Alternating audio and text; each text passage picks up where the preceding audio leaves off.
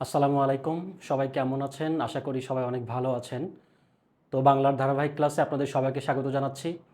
আজকে আমরা মূলত বাংলার ৮ নাম্বার ক্লাস নিয়ে হাজির হয়েছি। অর্থাৎ আমাদের যে এনটিআরসি কে কেন্দ্র করে আমাদের যে ফ্রি আয়োজন, সেটারই ধারাবাহিকতায় কিন্তু আজকে আমরা ৮ম দিনের মতো হাজির হয়েছি। যেখানে আমাদের আলোচ্য বিষয়ের কথা যদি বলি, তো সেখানে কিন্তু আজকে আমরা বানান শুদ্ধি সম্পর্কে একটু জানবো। একই সাথে সমার্থক শব্দ নিয়ে একটু বেসিক আলোচনা করব।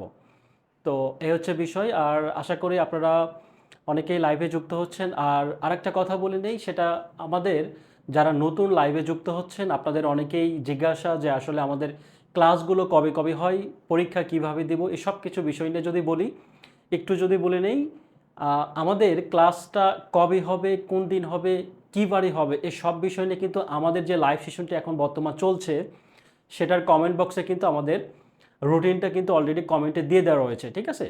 আমাদের কমেন্টে পিন আপ করে দেওয়া রয়েছে যে আমাদের ক্লাসগুলো কোন কোন দিন হবে এবং আমাদের পরীক্ষাগুলো আসলে কবে কবে হবে, এই সবগুলো বিষয় নিয়ে। তো পরীক্ষার কথা যদি একটু সংক্ষেপে বলি, তো যারা আমাদের এই বইটা অর্থাৎ অল ইন ওয়ান কোশ্চেন ব্যাংকটা অলরেডি কিনে ফেলেছেন, আপনারা নিশ্চয় জানেন, নিশ্চয় অবগত রয়েছেন। আমাদের যে প্রাইভেট যে গ্রুপটা রয়েছে, সেখানে কিন্তু আপনাদেরকে ফ্রিতে প্রিমিয়াম সেবা দেওয়া হচ্ছে। তো ফ্রি বলতে আমাদের একটু কন্ডিশন রয়েছে, যেটা হচ্ছে আমাদের এই বইটা আসলে ক্রয় করতে হবে। তো এই বইটার দাম যদি বলি, খুব বেশি দাম না, এটা কিন্তু ৩৫০ টাকা হচ্ছে বইয়ের দাম। এই বইটা আপনি ৩৫০ টাকা দিয়ে কিনে আমাদের যে পেজটা রয়েছে, অর্থাৎ ইংলিশ মজা জব নামে যে পেজটা রয়েছে, সেই পেজে যদি আপনারা এসএমএস করেন, তাহলে কিন্তু আপনাদেরকে আমাদের যে প্রাইভেট গ্রুপটা রয়েছে, সেই গ্রুপে ভর্তি হওয়ার জন্য বা অ্যাড হওয়ার জন্য যে প্রসেসিংগুলো রয়েছে, সব কিছু কিন্তু আপনাদেরকে জানিয়ে দেওয়া হবে এবং অ্যাড করে নেওয়া হবে। আচ্ছা, জান্নাতুল ফিরদাউস অনেকেই মেনশন করেছেন, অনেকেই।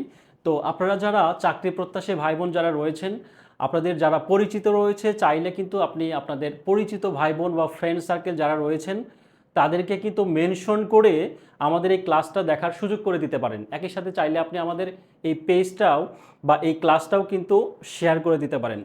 ওকে, তো আমরা কথা না বাড়িয়ে আমাদের জাস্ট ক্লাসে শুরু করে দেব, সরাসরি ক্লাসে চলে যাব।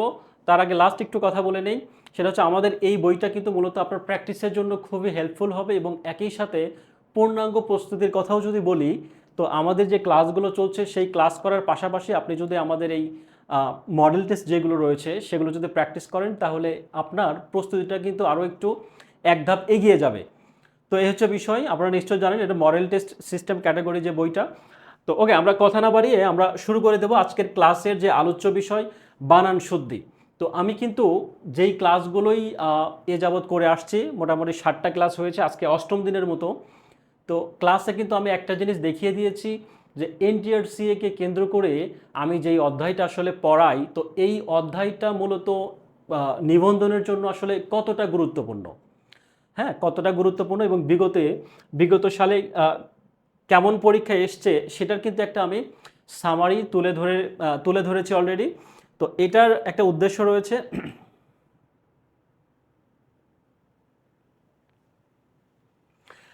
রিফাত হোসেন বলেছেন আজকে থেকে ক্লাস করলে হবে কি না, সে কিছুদিন আগে বইটা নিয়েছেন। রিফাত হোসেনের উদ্দেশ্যে একটা মেসেজটা হচ্ছে আমাদের এই ক্লাসগুলো কিন্তু আমাদের পেজে তো রয়েছেই, বা আমাদের যে গ্রুপটা রয়েছে সেখানে তো রয়েছেই।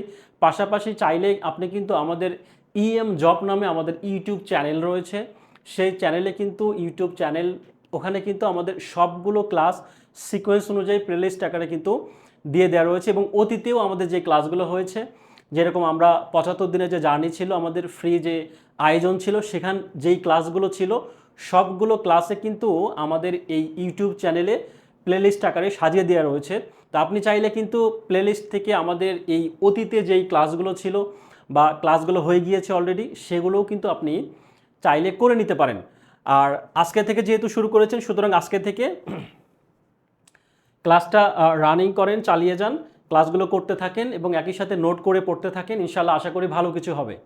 যদিও আমাদের নিবন্ধন পরীক্ষার সার্কুলারের বিষয় এখনও ফাইনাল আমরা জানতে পারিনি, তবে আশা করি ঈদের আগে হয়ে যাবে সার্কুলারটা। হ্যাঁ, তো দ্রুততম সময়ে হয়তো বা 2-3 মাসের মধ্যে পরীক্ষাটা হয়ে যাবে।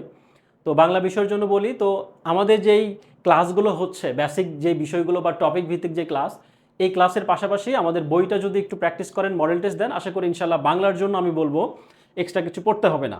তো খেয়াল করি বাংলা বানানের ক্ষেত্রে আসলে আমাদের পরীক্ষার জন্য কতটা গুরুত্বপূর্ণ, আপনারা চাইলে এটা স্ক্রিনশট দিয়ে নিতে পারেন, ঠিক আছে, স্ক্রিনশট দিয়ে নিতে পারেন। এটা আসলে পরীক্ষার জন্য কতটা গুরুত্বপূর্ণ একটু খেয়াল করি।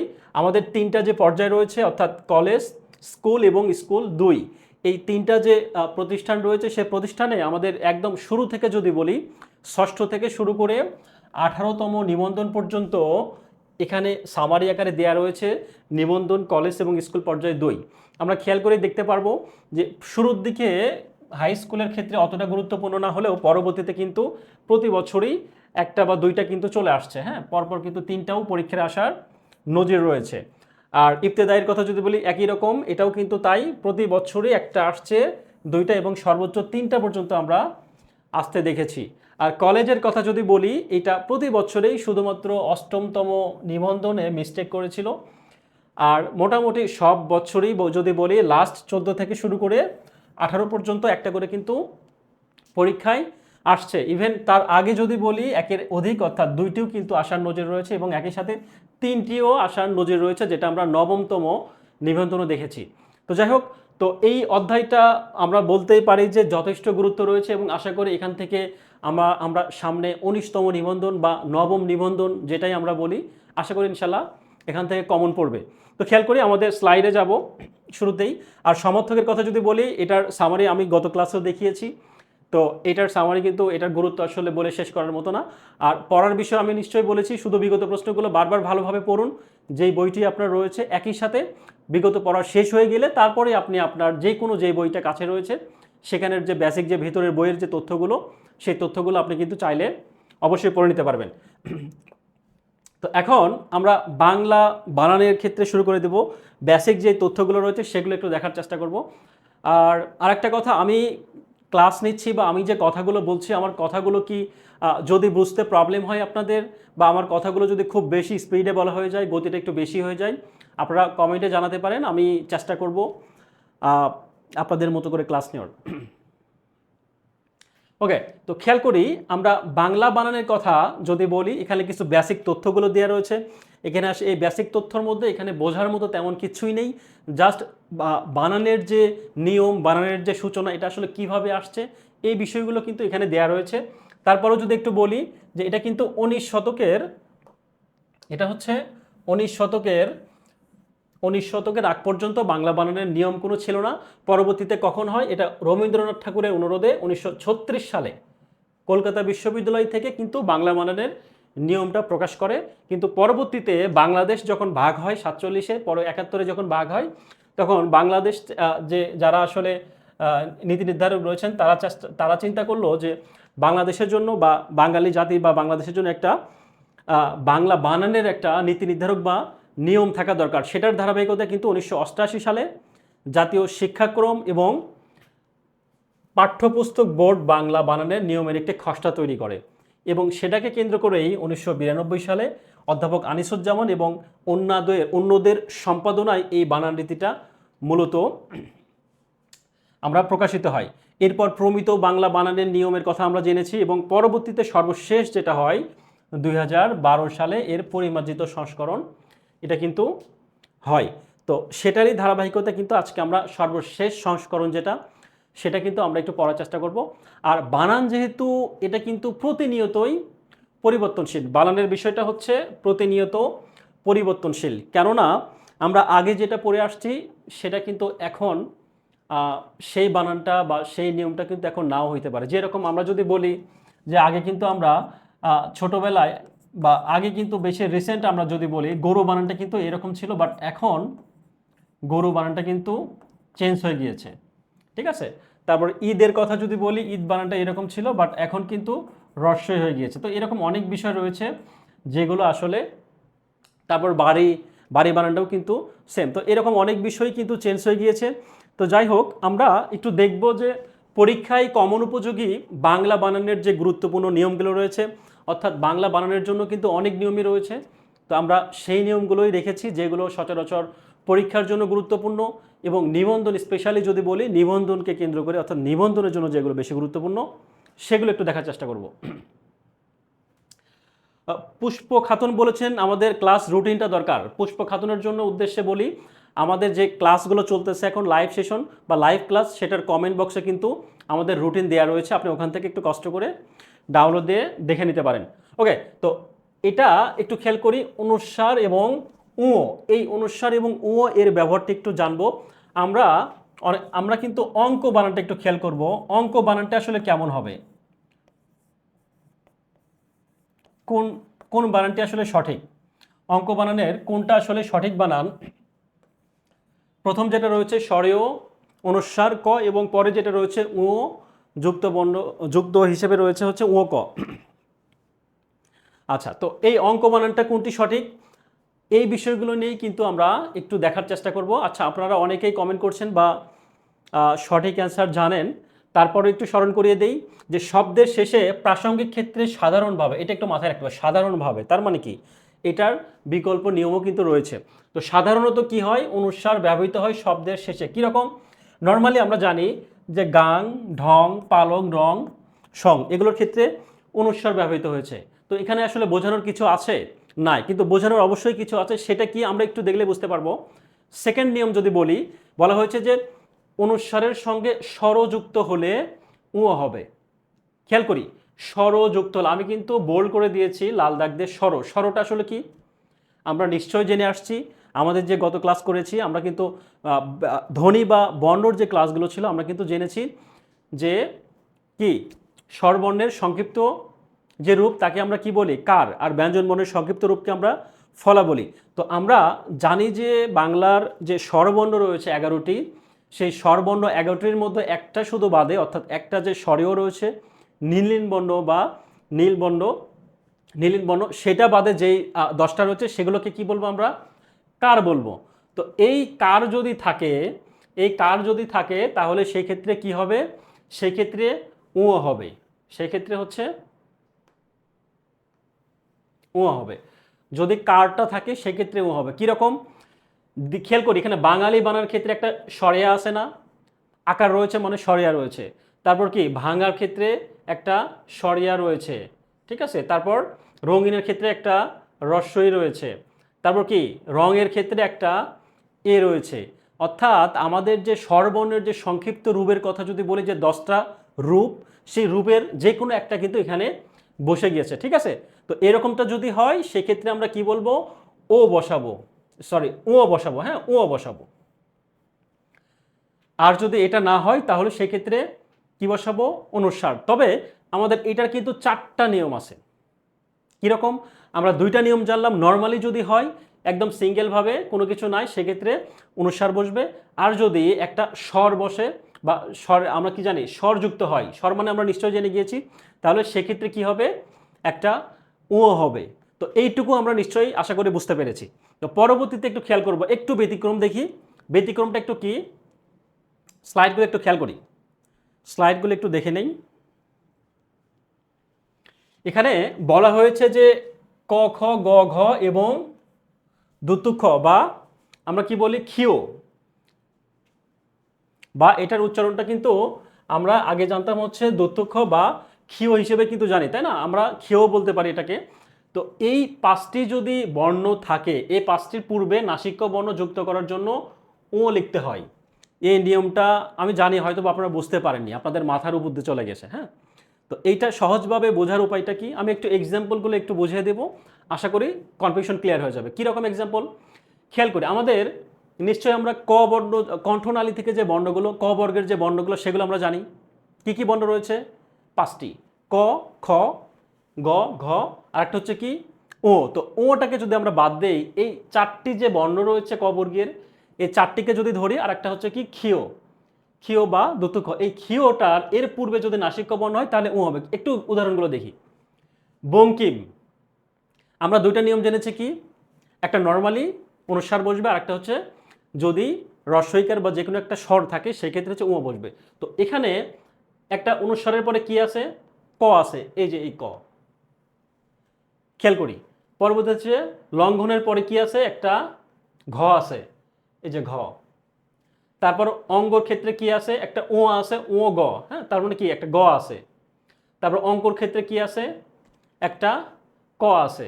এরকম খেয়াল করি যত উদাহরণ রয়েছে সবগুলোই কিন্তু কি আছে, অনুস্বার পরে একটা খ আছে, তারপর কি কঙ্কালের ক, সঙ্গীর গ, অঙ্কনের ক, এরকম এরকম আর কি রয়েছে, শৃঙ্খলার খ। হ্যাঁ, তো সবগুলো অর্থাৎ একটা অনুস্বার পরে এই চারটা এবং এই পাঁচটা বর্ণের যে কোনো একটা বর্ণ যদি থাকে সেক্ষেত্রে আমরা কি করব, সেই ক্ষেত্রে আমরা এই ওটা যুক্ত করে দিব। অর্থাৎ বঙ্কিম বানানটা হচ্ছে এই অনুস্বার না দিয়ে ওর সাথে ক যুক্ত করে দিয়ে আমরা এই বানানটা লিখব।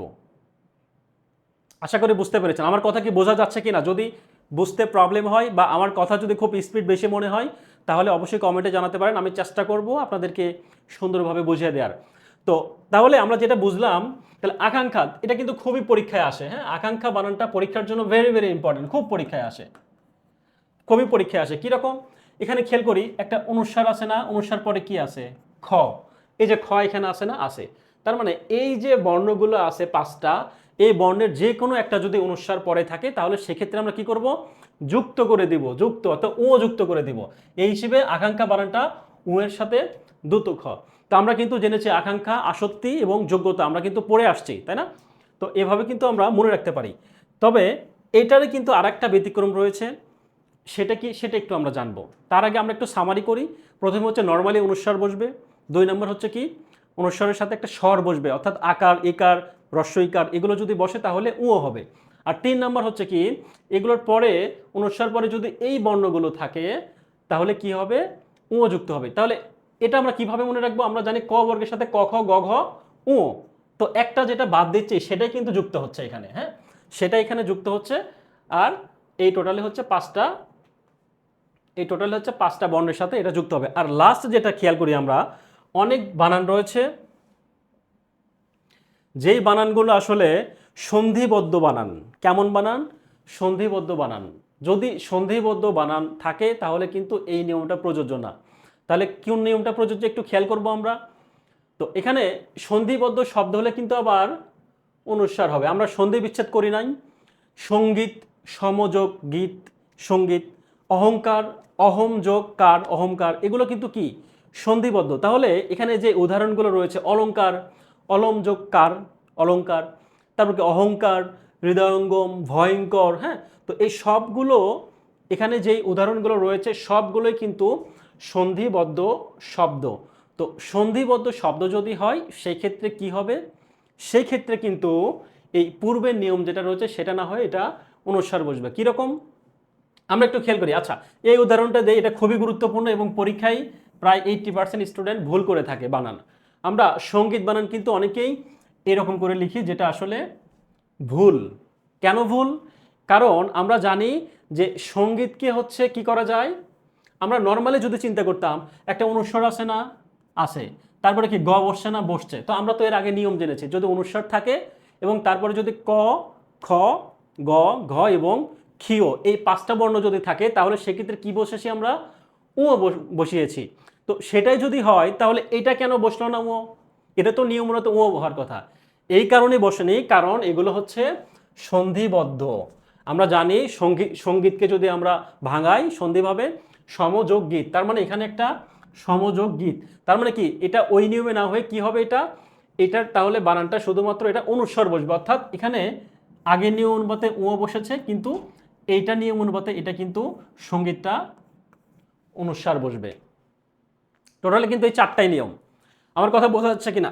ঠিক একই রকম সংকীর্ণ, অনুস্বারের পরে কিন্তু ক আছে, বাট এইটা ও কেন যুক্ত হলো না, এই কারণে হয়নি কারণ এটা সন্ধিবদ্ধ শব্দ, তাই না? তারপর শুভঙ্কর, ভয়ঙ্কর, এরকম অহংকার, অহংকার কিন্তু আমরা খুবই কমন একটা সন্ধি বিচ্ছেদ। আমরা জানি অহংকার, এই যে ওর সাথে কটা যুক্ত কেন হলো না, কারণ আমরা তো জেনেছি অহংকের সাথে ওর সাথে যুক্ত হবে তখনই যখন ক খ গ ঘ ও এবং ক্ষীয় থাকবে, বা যদি সন্ধিবদ্ধ থাকে তাহলে এটা হবে না। তো আশা করি বুঝতে পেরেছেন,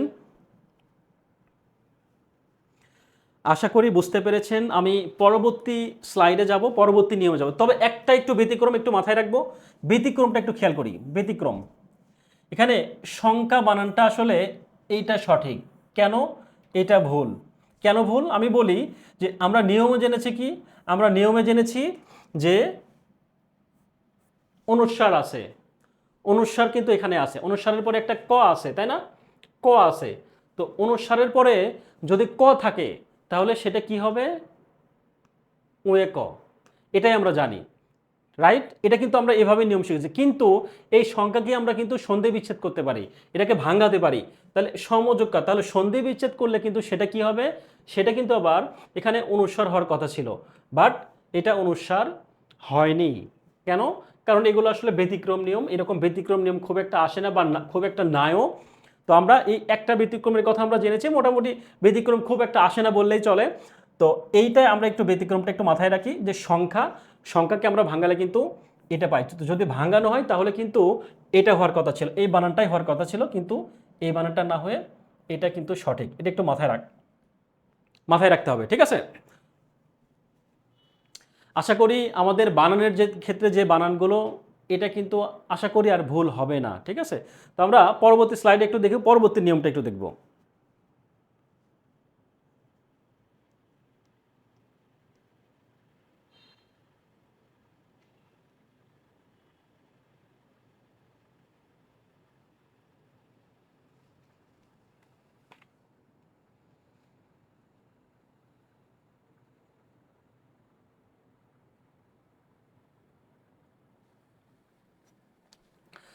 পরবর্তী স্লাইডটা একটু খেয়াল করি, যে সকল অতৎসম অর্থাৎ তদ্ভব দেশি বিদেশি মিশ্র শব্দে কেবল হ্রস্বইকার এবং হ্রস্বকর থাকে। তো এখানে আমরা জানি বিদেশি শব্দে বা তদ্ভব শব্দে এগুলোতে কি হয়?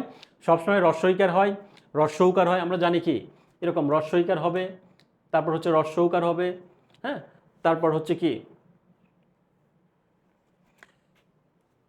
খেয়াল, সবগুলো ক্ষেত্রে কিন্তু এরকম হ্রস্বইকার রয়েছে এবং হ্রস্বইকার রয়েছে, অর্থাৎ এখানে হ্রস্বইকার এবং হ্রস্বকার এই কার চিহ্নগুলো ব্যবহৃত হবে। তো এখানে উদাহরণগুলো আমরা একটু মাথায় রাখবো, জাস্ট একটু রিডিং করে নেব, বুঝিয়ে দেখবো, বুঝে বুঝে পড়ার চেষ্টা করবো, ঠিক আছে? এখানে আরবিটা কিন্তু বিদেশি শব্দ, আসামি, ইংরেজি, ইমান, তারপর কি ইরানি, সবগুলোই হচ্ছে বিদেশি শব্দ বা মিশ্র শব্দ, কেবল কি হ্রস্বইকার, বা আমি যদি হ্রস্বকারের কথা যদি বলি সেক্ষেত্রেও কিন্তু যে হ্রস্বকার কিন্তু এখানে বসে যায়, ঠিক আছে? তো এগুলো একটু মাথায় রাখবো, রিডিং করে নেব। আচ্ছা, তো এখন পদাশ্রিত নির্দেশকটিতেই কিন্তু হ্রস্বইকার হয়। পদাশ্রিত নির্দেশক আমরা জানি কি, টিটা খানাখানি, তাই না? তাহলে কি লোকটি, বইটি, হ্যাঁ, তো এগুলোতে হ্রস্বইকার হবে, এগুলোতে হচ্ছে হ্রস্বইকার হবে। তো আরও একটা নিয়মের কথা আমরা জানবো, যে কখন ভয়ের সাথে হ্রস্বকার এবং ভয়ের সাথে দীর্ঘকার হবে, এটা একটু আমরা দেখব, এটা একটু আমরা দেখার চেষ্টা করব।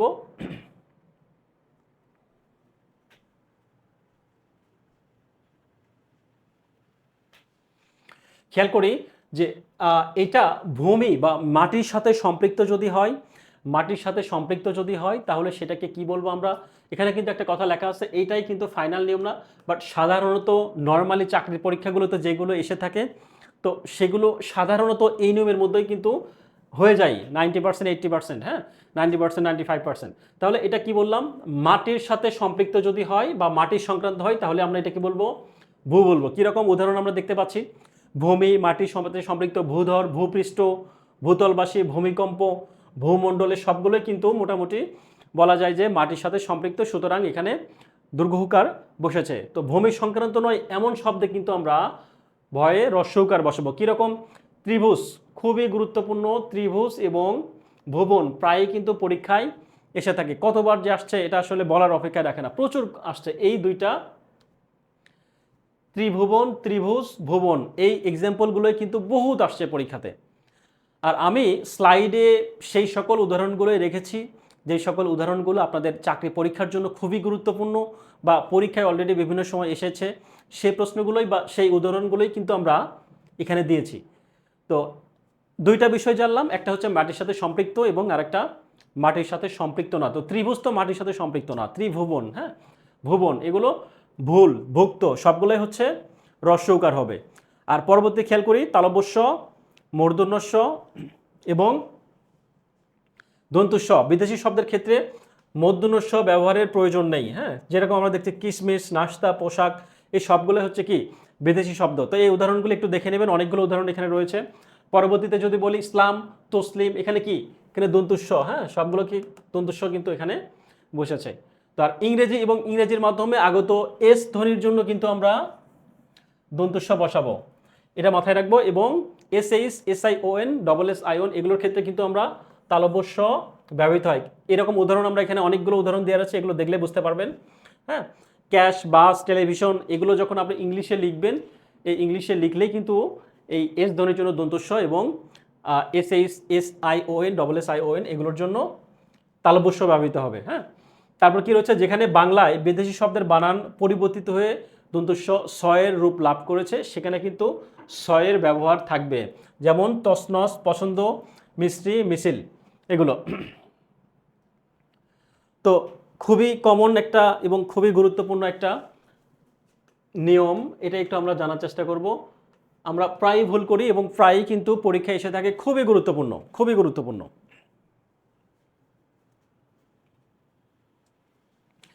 খুবই গুরুত্বপূর্ণ। এটা একটু মাথায় রাখি, এটা একটু মাথায় রাখি যে হয়ের সাথে দন্তন্য এবং হয়ের সাথে মূর্ধন্য যুক্ত হয়ে আসলে যে সকল বর্ণ রয়েছে সেই সকল অনেকগুলোই কিন্তু বর্ণ রয়েছে, অপরাহ্ন, প্রাহ্ন, তারপর কি পূর্বাহ্ন, সায়াহ্ন, মধ্যাহ্ন, চিহ্ন। তো এই বর্ণগুলো বা এই শব্দগুলোর কোথায় হয়ের সাথে দন্তন্য আর কোথায় হয়ের সাথে মূর্ধন্য যুক্ত হবে সেটা একটু আমরা খুব সহজেই কিন্তু আমরা জানবো। একটু মনোযোগ দেই, একটু মনোযোগ দেই। আমরা প্রথমে যেটা ভুল করি, প্রথমেই আমরা অনেকেই যেটা ভুল করি বা অনেকেই যেটা বুঝি না, এই হয়ের নিচে যেটা রয়েছে সেটাকে আমরা দন্তন্য মনে করি, বাট এটা সম্পূর্ণ ভুল। হয়ের নিচে যেটা রয়েছে এটা হচ্ছে মূর্ধন্য, হয়ের সাথে মূর্ধন্য যুক্ত হয়েছে। আর হয়ের বুকের সাথে যেটা রয়েছে বা হয়ের উপরে যেটা রয়েছে সেটা হচ্ছে হয়ের সাথে দন্তন্য। তো এইটা অনেকেই এভাবে মনে করেন, মাথায় থাকলে দন্তন্য, পায়ে থাকলে মূর্ধন্য, এভাবে মনে রাখতে পারেন। বা নর্মালি আপনি খেয়াল করেন এই মূর্ধন্যতে কোনো ব্যক্তির নাম কিন্তু হয় না, কিন্তু এই দন্তন্যতে কিন্তু অনেকগুলো ব্যক্তির নাম হয়। হ্যাঁ, আমার নামে যে এরকম যদি বলি আমার নাম নাহিদ, তো এরকম দন্তন্যতে কিন্তু অসংখ্য নাম রয়েছে, বাট মূর্ধন্যতে একটা নামও পাওয়া যায় না। তো যেহেতু ব্যক্তির নামগুলো পাওয়া যায়, তো মানুষ তো সাধারণত কি থাকে, মানুষ মানুষের হৃদয়ে থাকে। হ্যাঁ, মানুষ মানুষকে শ্রদ্ধা করে, স্নেহ করে, ভালোবাসে। হ্যাঁ, তো মানুষ কিন্তু মানুষের হৃদয়েই থাকে। তো দন্তন্যতে যেহেতু অনেকগুলো মানুষের নাম হয়, তো মানুষ তো হৃদয়ে থাকবে, বুকে থাকবে। তার মানে কি, হটা হচ্ছে মানুষের, অর্থাৎ হয়ের সাথে দন্তন্য হচ্ছে যেটা উপরে থাকে, আর নিচে যেটা রয়েছে হয়ের সাথে মূর্ধন্য। তো এখন কথা হচ্ছে এই যে উদাহরণগুলো রয়েছে এখানে কেন হয়ের সাথে, আমরা তো জানলাম যে হয়ের সাথে মূর্ধন্য হলে যেটা নিচে হবে, তো আমরা কিভাবে জানলাম যে এখানে হয়ের সাথে মূর্ধন্য হবে সেটা একটু দেখব। একটু নিয়মটা খেয়াল করি, তিনটা নিয়ম কি, র, রেফ, রফালা যদি থাকে তাহলে মূর্ধন্য হবে, নিয়ম শেষ। র, রেফ, রফালা যদি থাকে তাহলে অবশ্যই মূর্ধন্য হবে, এর ব্যত্যয় ঘটলেই দন্তন্য। কীরকম একটা উদাহরণগুলো খেয়াল করি।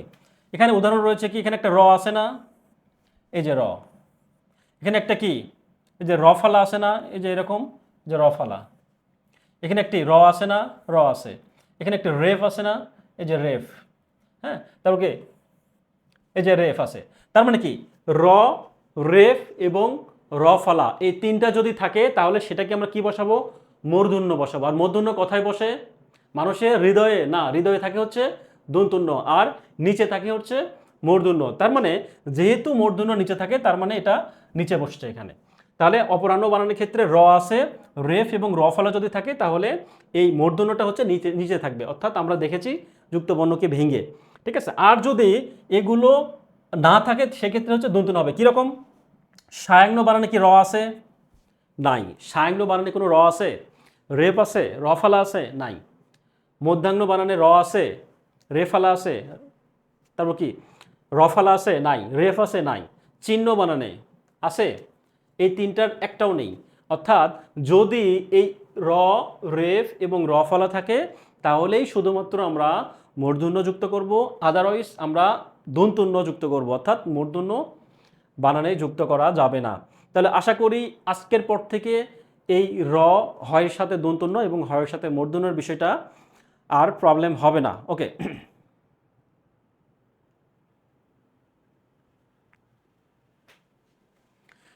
তাহলে আমরা পরবর্তী নিয়মে একটু খেয়াল করি, কোথায় দন্তুস্বয়ের যুক্ত এবং কোথায় এরকম দন্তুস্বয়ের সাথে যুক্ত যে কোনো বা মূর্ধন্য স্বয়ের সাথে যুক্ত কখন হয় দন্তুস্বয়ে, সাথে যুক্ত এবং কোথায় মূর্ধন্য ষ, এটা একটু আমরা খেয়াল করব।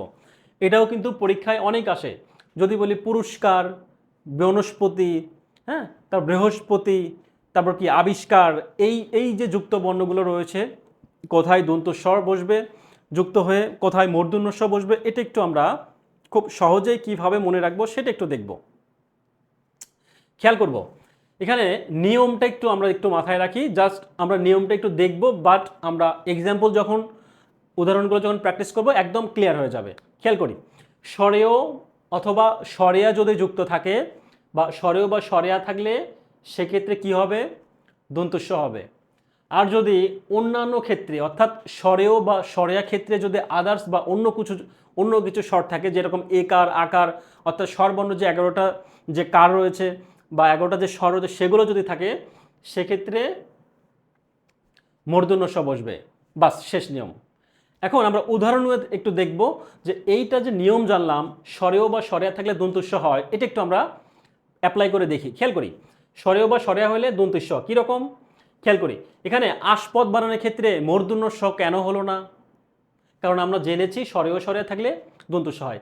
এখানে একটা আকার আছে না, এখানে স্বরেয়া আছে না, দন্তস্ব হয়েছে। তার মানে কি, এখানে তস্কর, তস্কর কিছু নেই, মানে কি আছে? অ আছে, অর্থাৎ কি স্বরেয় বা অ আছে।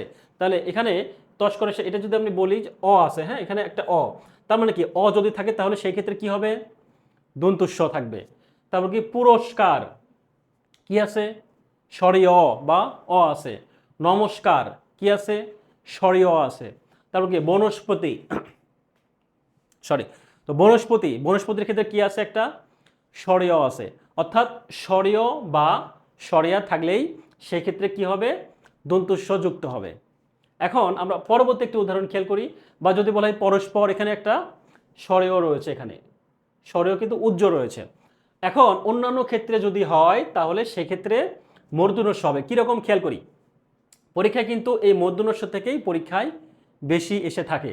তো আমরা বহিষ্কার, এটা কেন দন্তস্ব হইল না? কারণ আমরা জেনেছি কি দন্তস্বর ক্ষেত্রে শুধুমাত্র স্বরেয় অথবা স্বরে হলেই শুধুমাত্র দন্তস্ব হয়, আর অন্য সব জায়গায় হচ্ছে মূর্ধন্য ষ। এখানে কি কোনো স্বরেয় আছে? নাই। কি আছে? একটা রস্বই আছে, একটা রস্বই আছে। বহিষ্কার বানানোর ক্ষেত্রে কি আছে? একটা রস্বইকার আছে। তার মানে কি, রস্বই যদি থাকে তাহলে, অর্থাৎ এই দুইটার বাইরে যেটাই থাকবে সেটাই কি? মূর্ধন্য ষ। আবার যদি বলি পরিষ্কার, এখানেও কিন্তু একটা রস্বই আছে, পরিষ্কার বানান, তারপরে রস্বই যদি থাকে তাহলে কি হবে? মূর্ধন্য ষ হবে। অনুষ্ঠানের ক্ষেত্রে রস্বকার, এটাকে আমরা কিভাবে লিখব? এটাকে আমরা রস্ব এভাবে লিখি, তাই না? তারপর কি দুষ্কর, কি আছে? একটা রস্ব, দুষ্কর, তার মানে কি? মূর্ধন্য ষ। এখানে কি স্বরেয় বা স্বরেয়া আছে? নাই। তারপর কি জ্যোতিষ্কর, এখানে একটা কি আছে? রস্বই আছে। নিষ্ফল, নিষ্ফলের সেক্ষেত্রে এখানে কি আছে? রস্বই আছে। এখন আপনি বলতে পারেন যে স্যার এটা তো নিষ্ফল, তো রস্বইকার তো একদম সবার শুরুতে, তাহলে এটা আমি বুঝবো কিভাবে? কিন্তু আমি কিন্তু ধ্বনি পরিবর্তন যখন পড়িয়েছি, ধ্বনি পরিবর্তন গত ক্লাসে কিন্তু আমি যখন পড়িয়েছি তখন কিন্তু আমি বলেছি এটা নিষ্ফল কিন্তু আজি বা আইচ, এটা কিন্তু শেষে, আমরা কিন্তু এভাবে উচ্চারণ করি না, আগেরটা শেষে কিন্তু আমরা এটা উচ্চারণ করি, ঠিক আছে? নিষ্ফল, রস্বইটা কিন্তু দন্তন্যার পরে উচ্চারিত হবে, সেরকম নি, তার মানে কি? এ রস্বই আছে, তার মানে আমরা যেটা জানলাম যে রস্বই, তারপর কি রস্ব, এগুলো যদি থাকে সেক্ষেত্রে হচ্ছে এটা মূর্ধন্য ষ যুক্ত হবে। তাহলে এখানে পরিষ্কার, তারপর কি আমরা কিন্তু অনেক উদাহরণ দেখেছি, কি পরিষ্কার, এই উদাহরণটা কিন্তু আমরা অনেক দেখেছি পরীক্ষায় আসতে, কিন্তু আমরা নিয়ম জানি না এটা আসলে কিভাবে হয়েছে। নিয়ম একটা, এখানে একটা রস্বইকার আছে, অর্থাৎ রস্বই আছে, সেই জন্য কিন্তু মূর্ধন্য ষ বসেছে। বা যদি বলে আবিষ্কার, হ্যাঁ, যদি বলি যে আবিষ্কার, এখানে আবিষ্কারটা কেন মূর্ধন্য ষ হয়েছে? এই কারণে, কারণ এখানে একটা রস্বই আছে, এই কারণে কিন্তু মূর্ধন্য ষ হয়েছে। তো আশা করি দন্ত ষ এর সাথে যুক্ত এবং মূর্ধন্য ষ এর সাথে যুক্ত কি কারণে হয়, এটা আশা করি আজকের পর থেকে ইনশাল্লাহ আর ভুল হবে না। ওকে, পরিষ্কার, নীলা সুলতানা, পরিষ্কার, পুরস্কার, দুইটা বানান কিন্তু লিখেছেন, বাট পুরস্কার বানানটা সঠিক হয়েছে, পরিষ্কারটা সঠিক হয়নি। কেন হয়নি? কারণ পরিষ্কারের ক্ষেত্রে এখানে কিন্তু একটা রস্বই রয়েছে, আর রস্বই যদি থাকে সেক্ষেত্রে হচ্ছে মূর্ধন্য ষ হবে, আদারওয়াইজ মূর্ধন্য ষ হবে না। অর্থাৎ স্বরেও থাকলে দন্তস্ব। একজন লিখেছেন উচ্ছা, হ্যাঁ, উচ্ছা দেবনাথ লিখেছেন কি স্বরেও থাকলে দন্তস্ব আর রস্বই থাকলে মূর্ধন্য ষ। ব্যাপারটা এরকম না, স্বরেয় এবং স্বরিয়া এই দুইটাই থাকলে হচ্ছে দন্তস্ব, আর রস্বই থাকলে এই দুইটা বাদে যত স্বর আছে, যত কার আছে, যে কোনো একটা থাকলেই মূর্ধন্য ষ। সেটা রস্বই থাকতে পারে, সেটা এই যে রস্যও থাকতে পারে, দীর্ঘও থাকতে পারে, সেটা আকার থাকতে পারে। আকারটা কি, এবার এটাকে কিন্তু আমরা কিভাবে লিখবো, আমরা কিন্তু ওই স্বরিয়াকে কিন্তু সংক্ষিপ্তভাবে এভাবে লিখতে পারি, আকার লিখতে পারি। তো যেটাই থাকবে সেটাই কিন্তু মূর্ধন্য ষ হবে। শুধুমাত্র এই স্বরেয় বা স্বরিয়ার ক্ষেত্রেই শুধু দন্তস্ব, আর অন্য সব জায়গায় হচ্ছে মূর্ধন্য ষ। তো এখন একটু খেয়াল করে দেখি, বাকিগুলো একটু দেখবো যে সমাসবদ্ধ পদগুলি যথাসম্ভব একসাথে লিখতে হবে। কীরকম, আমরা সমাসবদ্ধ পদের কথা যদি বলি, খেয়াল করি এখানে অদৃষ্ট পূর্ব, নিশাগ্রস্ত, পিতাপুত্র, পূর্ব পরিচিত, সমস্যাপন্ন, স্বভাবগত, এই সবগুলোই হচ্ছে কি সমাসবদ্ধ। হ্যাঁ, আর বিশেষ প্রয়োজনে সমাসবদ্ধ শব্দটিকে এক বা একাধিকে হাইফেনে লিখতে পারি, যেটা কিন্তু আমরা দ্বন্দ্ব সমাসের ক্ষেত্রে দেখি, যেমন মা বাবা, ভাই বোন, হ্যাঁ, ছেলে মেয়ে, এই সবগুলো কিন্তু দ্বন্দ্ব সমাসের ক্ষেত্রেও কিন্তু আমরা হাইফেন যুক্ত করতে দেখি। আর বিশেষণ পদ সাধারণভাবে পরবর্তী পদের সঙ্গে যুক্ত হবে না, এটা খুবই গুরুত্বপূর্ণ, এটা একটু মাথায় রাখবো। এখানে বলছে কি বিশেষণ পদ সাধারণভাবে পরবর্তী পদের সাথে যুক্ত হবে না। কেমন কথা, ভালো দিন, বিশেষণ মানে কি, বিশেষণ মানে হচ্ছে কি একটা অ্যাডজেটিভ। তো অ্যাডজেটিভ যদি হয় তাহলে সেটা কি আমরা কি জানি, দোষ গুণ, তার মানে এখানে একটা ভালো মন্দ একটা বিশেষণ বোঝাচ্ছে। তো বিশেষণ যদি এরকম পদ হয় তাহলে সেটা আলাদা আলাদা বর্ণ হয়ে যাবে, আলাদা আলাদা শব্দ হয়ে যাবে। যেরকম ভালো দিন, লাল গোলাপ, সুগন্ধি ফুল, সুনীল আকাশ, সুন্দরী মেয়ে, এই সবগুলো বিষয় কিন্তু একটা বিশেষণ রয়েছে। অর্থাৎ এগুলো সবগুলো কিন্তু কি একটা করে বিশেষণ রয়েছে, আর এই বিশেষণ থাকার জন্য কিন্তু এই পরবর্তী শব্দগুলো কিন্তু আলাদা আলাদা হয়েছে। ঠিক আছে, এটা মাথায় রাখতে হবে। আর এগুলো যেহেতু সংবাদপত্র, হ্যাঁ, সমস্যাপূর্ণ, তারপর কি স্বভাবগতভাবে, এই সবগুলো শব্দ কিন্তু সমাসবদ্ধ, সেই জন্য কিন্তু একসাথে হয়েছে। এটা একটু আমাদের মাথায় রাখতে হবে। যেরকম আমরা অনেক সময় লিখি রবি বার আলাদা লিখি, বাট এটা কিন্তু ভুল, সবগুলো একসাথে লিখতে হবে। ঠিক আছে, আচ্ছা।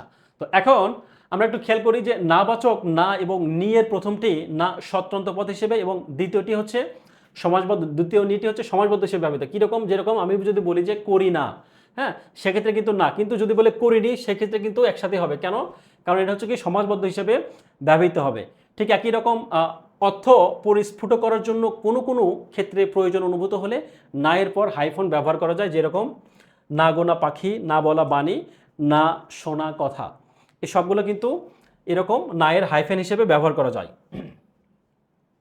এবার দেখবো যে অধিকন্ত অর্থে ও প্রত্যয় শব্দের সাথে কার চিহ্ন রূপে যুক্ত না হয়ে পূর্ণ রূপে শব্দের পরে যুক্ত হয়। কীরকম, আমরা কিন্তু এভাবে লিখতে পারি, আজও শব্দটাকে কিন্তু আমরা এভাবে লিখতে পারতাম, আজও, বাট এটা কিন্তু ভুল হবে। কেন, আমরা এটাই বলছে যে ও প্রত্যয় শব্দের সঙ্গে কার চিহ্ন রূপে যুক্ত না হয়ে পূর্ণ রূপে হয়, এটা একটা সম্পূর্ণ ও যুক্ত হবে। এরকম আমারও, আমরা কিন্তু এখানে আমারও সাথে এরকম দেই না, এটা ভুল, বা কালো দেই না, এটা হচ্ছে সরাসরি একটা ওটা যুক্ত হবে এবং পাশাপাশি যুক্ত হবে। ঠিক একই রকম হচ্ছে নিশ্চয়ার্থক হিসেবে রস্বই শব্দের সাথে কার চিহ্ন রূপে যুক্ত না হয়ে পূর্ণরূপে শব্দের পরে ব্যবহৃত হয়। ঠিক এরকম একই রকম আজি, হ্যাঁ, আমরা কিন্তু এভাবে আজি দিতে পারতাম, আজি ঝড়ো ঝড়ো মুখরো বাঁধরো দিনে, তাই না? তো ব্যাপারটা হচ্ছে যে আজের সাথে যে রস্বইটা রয়েছে এটা কিন্তু একসাথেই যুক্ত হবে, বা এরকম রস্বই এভাবে হবে না। আর ব্যক্তি, প্রতিষ্ঠান বা সংস্থার নাম এই নিয়মের কিন্তু আওতাভুক্ত না, এটা একটু মাথায় রাখতে হবে।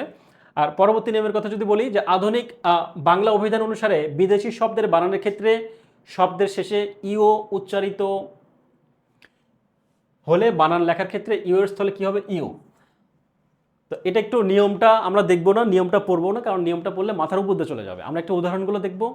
আমি এই বানানের নিয়মের কথা যদি বলি, আমি কিন্তু যখন ধ্বনি পরিবর্তন পড়িয়েছি আমি কিন্তু বলেছি যে এটা আমরা নিয়মটাকে বেশি প্রায়োরিটি দেব। আর বানানের ক্ষেত্রে কিন্তু নিয়ম তো পড়বই, পাশাপাশি এক্সাম্পল বা উদাহরণগুলো দিলে আমরা একটু বেশি সুবিধা হবে আমাদের বুঝতে। হ্যাঁ, খেয়াল করি অডিও, এখানে কিন্তু একটা কি আছে, ইও আছে। অডিও বানানোর ক্ষেত্রে একটা ইও আছে, তারপর কি ভিডিও বানানোর ক্ষেত্রে ইও আছে। তো এই ইও লেখা বানানোর ক্ষেত্রে কি হবে, ইওর পরিবর্তে কি হবে, একটা ওটা হয় না, এই ওটা বাদ যাবে। অর্থাৎ অডিও কোনটা সঠিক, এটা কিন্তু সঠিক। এটাই বলছে যে বাংলা অভিধান অনুসারে বিদেশি শব্দের বানানোর ক্ষেত্রে শব্দের শেষে ইও উচ্চারিত হলে বানান লেখার সময় ইও এর স্থলে ইও লিখতে হবে। তার মানে এই অডিও বানানটা কিন্তু আমরা অনেকেই হয়তো বা জানি বা অনেকেই জানি না। ও দিয়ে লিখি, তো এটা কিন্তু বানান ভুল। এটা হচ্ছে ইও, যেহেতু এটা অন্তুস্থ অ এর সাথে একার এবং আকার যুক্ত হবে। পরবর্তীতে খেয়াল করে উদাহরণগুলো ভিডিও, স্টুডিও, রেডিও। তো এটা যুক্ত যেটা রয়েছে সেটা তো দন্তুস্বরের সাথে ট কেন যুক্ত হলো এটা তো আমরা জানবই, বাট এইটা ইও যেহেতু সেই ক্ষেত্রে কিন্তু এটা ওটা হবে না। আর পরবর্তীতে ক্ষেত্রে যদি বলি যে আর চিকিৎসা সংক্রান্ত বানানের ক্ষেত্রে ইও উচ্চারিত হলে, তবে আমরা যেটা জানলাম চিকিৎসা ক্ষেত্রে বা চিকিৎসার যে রোগগুলো রয়েছে সেগুলোর ক্ষেত্রে কিন্তু মোটামুটি বা বলা হয় যে এই ওটা যুক্ত হয়। যেরকম কি রয়েছে, উদাহরণ রয়েছে যে পোলিও, হোমিও, হ্যাঁ, বা ফিজিও, এই যে চিকিৎসা সংক্রান্ত রিলেটেড যেই ডাক্তারি সংক্রান্ত যে বিষয়গুলো বা শব্দগুলো সেগুলোর সাথে কিন্তু ও যুক্ত হয়েছে। কিন্তু নর্মালি বিদেশি শব্দের ক্ষেত্রে সবগুলো বা ইংরেজি শব্দ এখানে সবগুলো কিন্তু ইংরেজি, সেক্ষেত্রে কিন্তু এখানে ও যুক্ত হয়নি।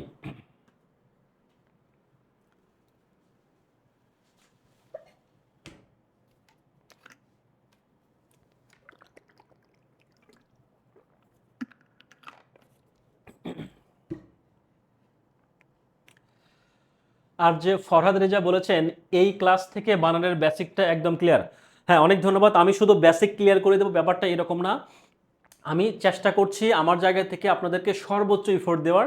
শুধু আপনারা আমাদের সাথে শুধু লেগে থাকেন।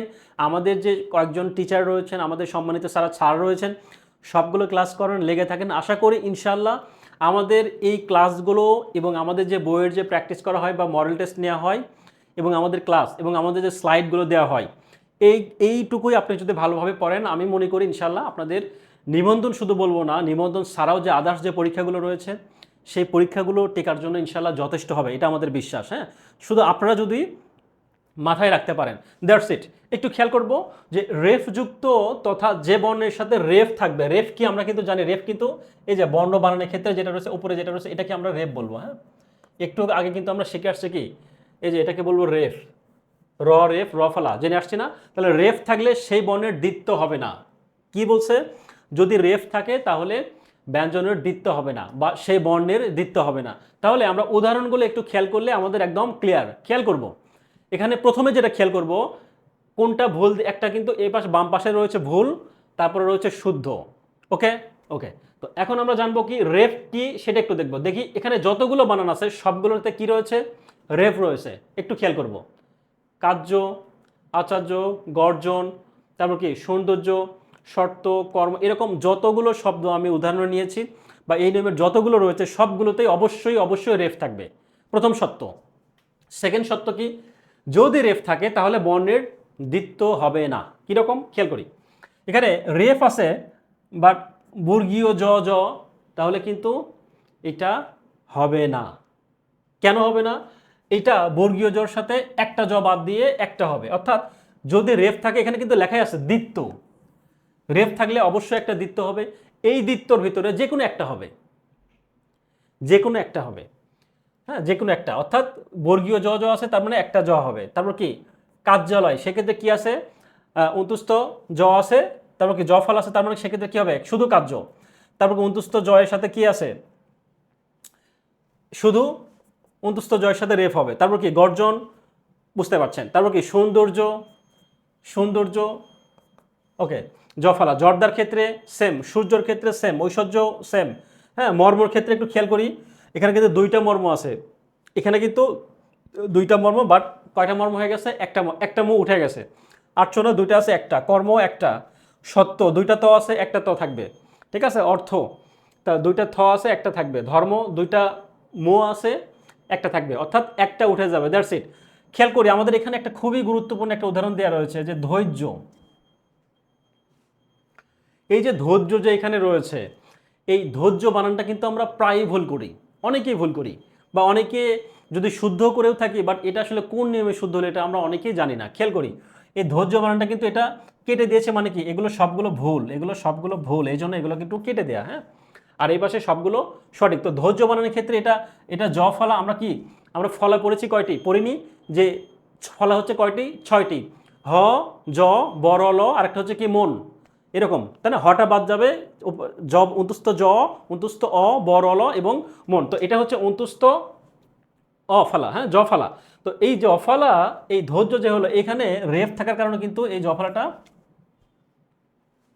উঠে গেছে, হ্যাঁ উঠে গেছে, অর্থাৎ ধৈর্য বানানোর ক্ষেত্রে সঠিক কিন্তু আমরা জানলাম যে এই ধৈর্য বানানটা কিন্তু ভুল, হ্যাঁ এই ধৈর্য বানান হচ্ছে ভুল এবং ধৈর্য বানান হচ্ছে অরিজিনাল এইটা। কেন?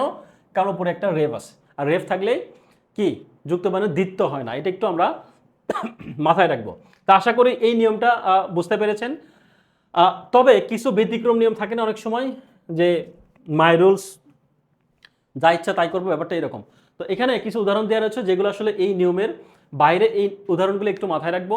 এই উদাহরণগুলো নর্মালি হচ্ছে কি হয় না, দ্বিত্ব হয় না, হ্যাঁ রেফ থাকার পরেও কিন্তু দ্বিত্ব হয়ে যায়, এটা একটু মাথায় রাখতে হবে।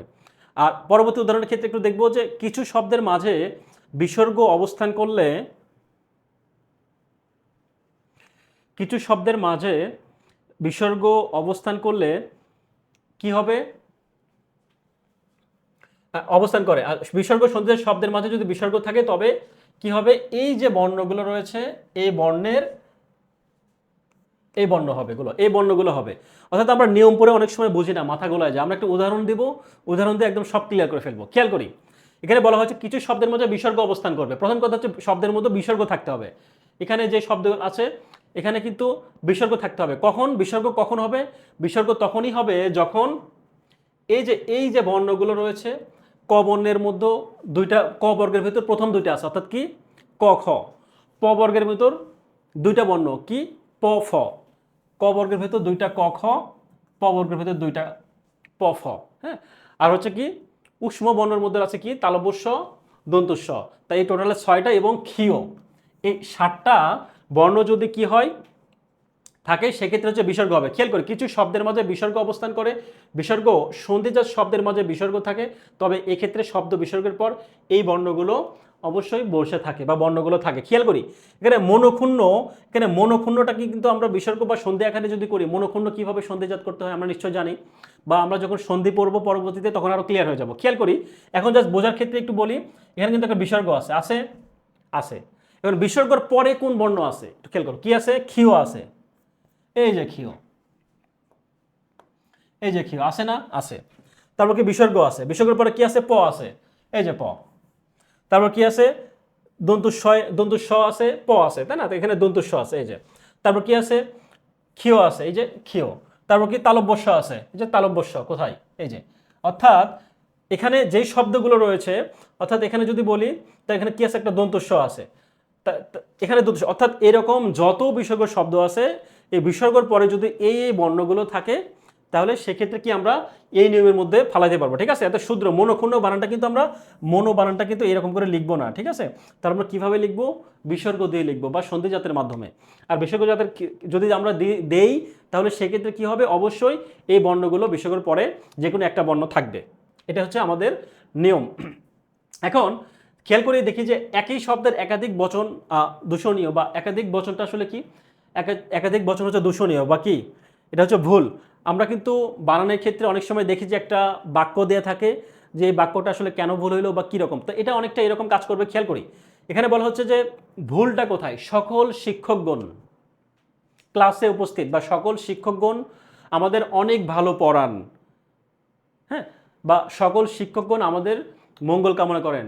তো এরকম করে যদি শিক্ষকগণ সকল যদি বলি তাহলে আবার শিক্ষকের সাথে কি গণ, মানে কি এখানে একের অধিক বা অনেকগুলো শিক্ষকের কথা বলা হচ্ছে, তার আবার এখানে কি সকল বলা হচ্ছে, তার মানে কি এটা একটা বাহুল্য দোষের মতো অবস্থা না? অর্থাৎ কি এখানে সকল বলছে আবার শিক্ষকগণ, তার মানে এটা হবে না। তাহলে যদি বলি তাহলে সকল শিক্ষক অথবা শুধু শিক্ষকগণ বসবে। ঠিক একই রকম সকল ছাত্ররা, ছাত্ররাই বলছে আবার সকল কেন বলবো? এটা বলতে হবে না, যে কোনো একটা, হয় সকল ছাত্র না হলে শুধু ছাত্ররা। আবার কি নানাবিধ পক্ষীগণ, এটা না বলে ননবিধ পক্ষী এভাবে বলতে পারি। বা যদি প্রমুখ বিশিষ্ট ব্যক্তিবৃন্দ, হ্যাঁ বিশিষ্ট ব্যক্তিবৃন্দ, তারপর কি প্রমুখ বিশিষ্ট ব্যক্তিগণ। আবার কি যাবতীয় সমূহ, লোকসমূহ। আবার কি যাবতীয় লোক, শুধু লোক। অর্থাৎ আমাদের এখানে বলা হয়েছে আরেকটা কি বলা যায়, সারভুক্ত অন্যান্য দেশগুলো। এখানে অন্যান্য মানেই তো একাধিক, আবার দেশগুলো বলার দরকার নাই। তো এখানে দেশগুলো মানে কি অন্যান্য দেশ, সারভুক্ত অন্যান্য দেশ বা সারভুক্ত দেশগুলো। এভাবে কিন্তু আমরা যেই উদাহরণগুলো রয়েছে, সব বইগুলি, সব বই, হ্যাঁ, বা শুধু বইগুলি, সব বললে আবার বইগুলি বলার দরকার নাই। তো এভাবে কিন্তু আমরা এগুলো মোটামুটি, বা এই টাইপের প্রশ্ন মূলত আমাদের বাক্য আকারে যে কোনো দেওয়া হয় এই বাক্যের মধ্যে থেকে ছোট ছোট বিষয়গুলো ভুল থাকে, সেটাই মূলত আমরা এখানে শর্ট আকারে দেওয়া রয়েছে। আচ্ছা, তো পরবর্তীতে আমরা একটু খেয়াল করি আমাদের গণনা বা পরিমাণবাচক শব্দ খাঁটি বাংলা বা তদ্ভব শব্দ, তাই একে কি হয় উন বানালে উন বসবে, তবে ক্রম বা পূরণবাচক শব্দের বানানে হচ্ছে এই উন বানানটা একটু খেয়াল করব দীর্ঘউকার। হ্যাঁ, এটা হচ্ছে দীর্ঘউকার, এটা মাথায় রাখবো। উন লিখতে হয় কারণ ক্রমবাচক শব্দগুলো তৎসম শব্দ বা সংস্কৃত শব্দ ভাষার শব্দ। তো এখন আমরা একটু খেয়াল করি যে এখানে উদাহরণ যেগুলো রয়েছে, যে গণনাবাচক, গণনাবাচকের অপর নাম হচ্ছে কি পরিমাণবাচক, গণনাবাচকের অপর নাম হচ্ছে পরিমাণবাচক, আর পূরণবাচকের অপর নাম হচ্ছে ক্রমবাচক। তো আমরা কিন্তু সংখ্যাবাচক শব্দ কিন্তু গত ক্লাসে পড়েছি, তখন আমরা গণনাবাচক কোনগুলো সংখ্যাবাচক কোনগুলো এই বিষয়গুলো কিন্তু আমরা জেনে আসছি। হ্যাঁ, তো 19টা হচ্ছে কি গণনা বা পরিমাণবাচক। 19-এর বানানটা একটু খেয়াল করি, শুধু হ্রস্ব রয়েছে, কিন্তু এটা যদি আমি পূরণবাচক হিসেবে লিখি যে ঊনবিংশ শতাব্দীতে বা ঊনবিংশ, তাহলে এটা কিন্তু একটা দুর্ঘ বসছে এখানে। দুর্ঘ কেন?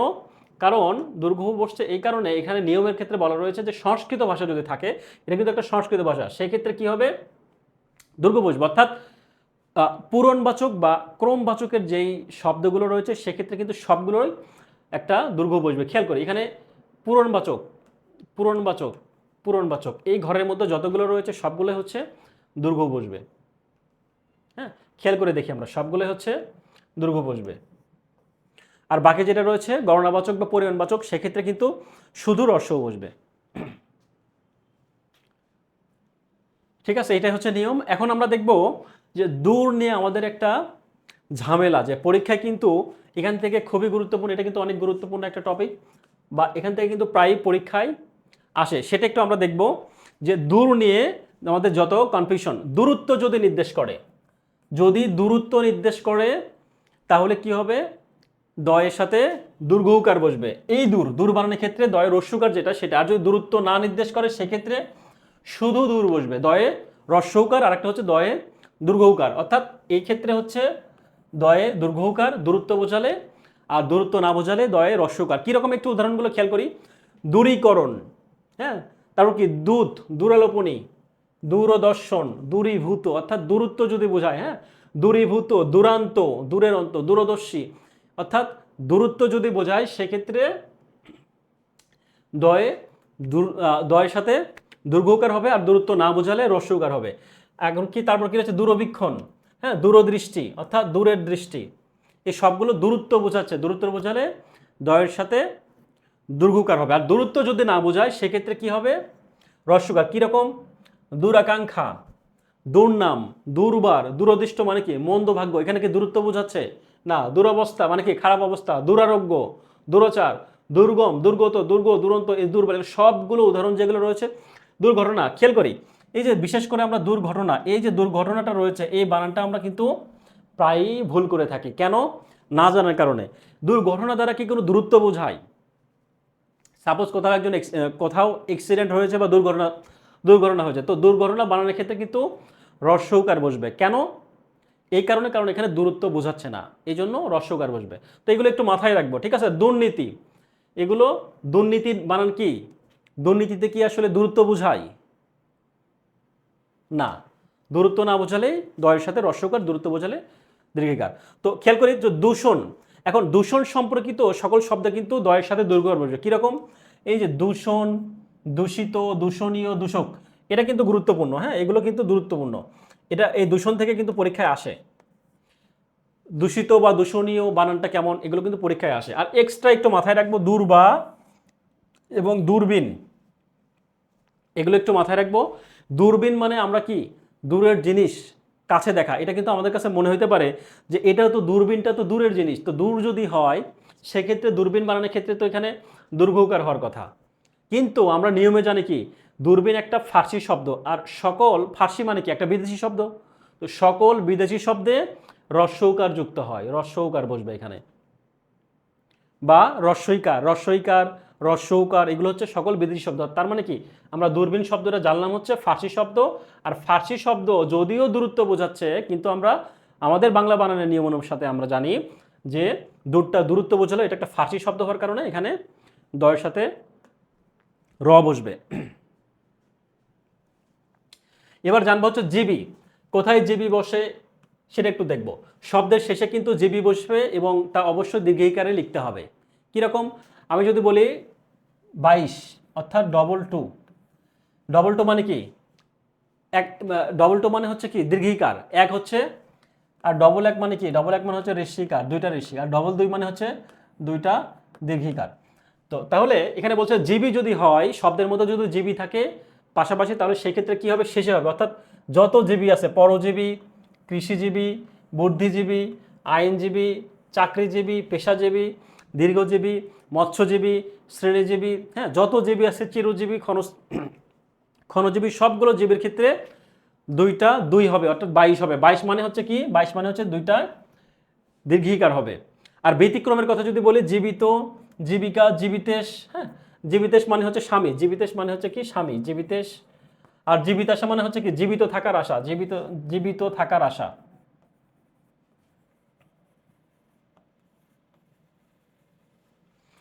জীবিত থাকার আশা। আর জীবিতেশ মানে হচ্ছে স্বামী। আচ্ছা, তো এখন আমরা ভূত এবং অভূত নিয়ে একটু জানবো। এটা খুবই গুরুত্বপূর্ণ একটা বিষয়, খুবই গুরুত্বের একটা বিষয়। বিভিন্ন বইয়ে বিভিন্ন রকম দেওয়া রয়েছে, এটা নিয়ে কিন্তু অনেক কনফিউশনের শেষ নাই। কারণ এই এই ভূত নিয়ে, এই ভূত নিয়ে কিন্তু খুবই কনফিউশন তৈরি করে, এবং এই কারণে বিভিন্ন বইয়ে বিভিন্ন রকমের দেওয়া রয়েছে। বাট আমাদের মাথায় রাখতে হবে যে অনেকে সোর্স হিসেবে কি করে, যে 1992 সালের যে বইটা রয়েছে ভাষা শিক্ষা, সেই সোর্সটা উনি দেখান। কিন্তু আমাদের মাথায় রাখতে হবে যে ভাষা প্রতিনিয়ত পরিবর্তনশীল, এবং 1992 পরে কিন্তু 2003 সালে এবং শেষে কিন্তু আমরা জেনেছি 2012 সালে, 2016 সালে, অর্থাৎ এরপরেও কিন্তু বিভিন্ন সময় আপডেটেড হচ্ছে প্রতিনিয়ত। তো আমরা জানবো ভূতের নিয়মটা আসলে কি। শব্দের শেষে ভূত রস্যকার দিয়ে লিখতে হবে, অদ্ভুত ছাড়া সকল ভূত কার দিয়ে দীর্ঘকার লিখতে হবে। শুধু আমরা মাথায় রাখবো যে অদ্ভুত, এই অদ্ভুত বানানটা, এই অদ্ভুত বানানটাই শুধুমাত্র রস্যকার হবে, এছাড়া যত ভূত আছে পৃথিবীতে সবগুলো হচ্ছে দীর্ঘকার। কিরকম, শুধুমাত্র অদ্ভুত এবং এই ভুতুরি, যদিও ভুতুরিটা আসলে ভূতের মধ্যে ধরা যায় না, এটা আসলে অন্য ধাতু থেকে উৎপন্ন। তো এই ক্ষেত্রে কিন্তু তারপরেও আমরা একটু বোঝার সুবিধার্থে অনেকে ভুতুরিটা ভূতের সাথে গোলা ফেলবেন। একটু মাথায় রাখি, ভুতুরি মানে হচ্ছে কি কাঁঠালাদি ফলের মধ্যস্থ অখাদ্য অংশ। অর্থাৎ আমরা যে কাঁঠাল খাই, কাঁঠালের মাঝখানে কিন্তু কাঁঠাল ছাড়াও কিন্তু আরও অনেক কিছু পদার্থ রয়েছে, যে বজ্র রয়েছে, যেগুলো আসলে গরুর খাবারের জন্য বা আছে না অনেকগুলো আসলে আবর্জনা, সেগুলোকে কিন্তু বলা হয়েছে কাঁঠালাদি ফলের মধ্যস্থ অখণ্ড অংশকে আমরা ভুতুরি বলবো। অর্থাৎ দুইটা শব্দ, একটা হচ্ছে অদ্ভুত এবং আরেকটা হচ্ছে ভুতুরি।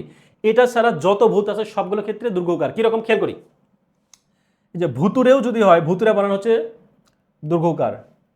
তারপর পরাভূত বানান দীর্ঘকার, দূরীভূত, কিমভূত, অদ্ভুত, বশীভূত, পঞ্জীভূত, যত ভূত আছে সবগুলো ভূতে দীর্ঘকার। শুধুমাত্র অদ্ভুতের ক্ষেত্রে রস্যৌকার। কেন রস্যৌকার, এটা আমরা মনে রাখতে পারি কিভাবে, খুব সহজেই। কি অদ্ভুত ব্যাপার, তাই না, খুব জবর ব্যাপার। রাজশাহীতে বলে যে জবর ব্যাপার, জবর ব্যাপার দেখছি মামুর বেটা, এভাবে কথা বলে। হ্যাঁ, তো অদ্ভুত ব্যাপার দেখছি, কারণ এই নিয়মটাই আসলে অদ্ভুত, এই ভূতের নিয়মটাই আসলে অদ্ভুত। তো অদ্ভুতের নিয়মটাই আসলে যেহেতু অদ্ভুত, সুতরাং এই অদ্ভুত বানানোর ক্ষেত্রে শুধুমাত্র রস্যৌকার বসবে, আদারওয়াইজ বাকি যতগুলো ভূত রয়েছে সবগুলোর ক্ষেত্রে কিন্তু দীর্ঘকার বসবে। আশা করি বুঝতে পেরেছেন। আর ব্যতিক্রম যেটা আমরা কিন্তু জেনেছি ভুতুরি, এটাও কিন্তু ব্যতিক্রমের মধ্যেই পড়ে। তো ওকে, আমরা নেক্সট খেয়াল করি যে কারি এবং কারি, এটা আসলে কিভাবে। তো এখানে উদাহরণের মধ্যে কিন্তু অনেকগুলো শব্দ রয়েছে, যেই শব্দগুলো আসলে যদি ব্যক্তি বোঝায় এবং যদি ব্যক্তি না বোঝায়, হ্যাঁ, যদি ব্যক্তি বোঝায় এবং ব্যক্তি ছাড়া বোঝায়, সেক্ষেত্রে একটু আমরা নিয়ম জানবো। অর্থাৎ কারি এবং কারিটা আসলে কোথায় কোন কারি ব্যবহৃত হয়, কারিটা কি, কেমন কারি, এটা আসলে কেমন কারি, এটা হচ্ছে দরকারি, এটা হচ্ছে সরকারি, এটা হচ্ছে তরকারি, নট কারি। হ্যাঁ, তো আমরা একটু খেয়াল করি যে যদি ব্যক্তিবাচক হয় তাহলে এই কারি বসবে, ব্যক্তিবাচকের ক্ষেত্রে প্রথম কারি, আর বস্তুবাচকের ক্ষেত্রে হচ্ছে পরের কারি। এটা মাথায় রাখবো। ব্যক্তিবাচক কিভাবে, সহকারী, কোনো ব্যক্তির সাথে সম্পৃক্ত, সহকারী তো ব্যক্তি হয়, তাই না, রক্ষাকারী কোনো ব্যক্তি, হটকারী, অংশগ্রহণকারী, আবেদনকারী, উপকারকারী, তারপর কি এরকম যত কারি রয়েছে, অংশগ্রহণকারী, তারপর কি প্রদানকারী, ফয়সালাকারী, সবগুলো কারী কিন্তু কোনো ব্যক্তি বা মানুষকে বোঝাচ্ছে। তো এরকম যদি হয় তাহলে সেই ক্ষেত্রে দীর্ঘিকার হবে। আর যদি কারি না বোঝায়, যেরকম তরকারি, এটা তো কোনো ব্যক্তি না, বস্তু বা আদার্স ব্যক্তি ছাড়া। তারপরে দরকারি, সরকারি, হ্যাঁ, পাইকারি, পাইকারি, এই সবগুলো হচ্ছে ব্যক্তি ছাড়া। তো সেক্ষেত্রে আমরা এক্ষেত্রে রস্বইকার বসিয়েছি।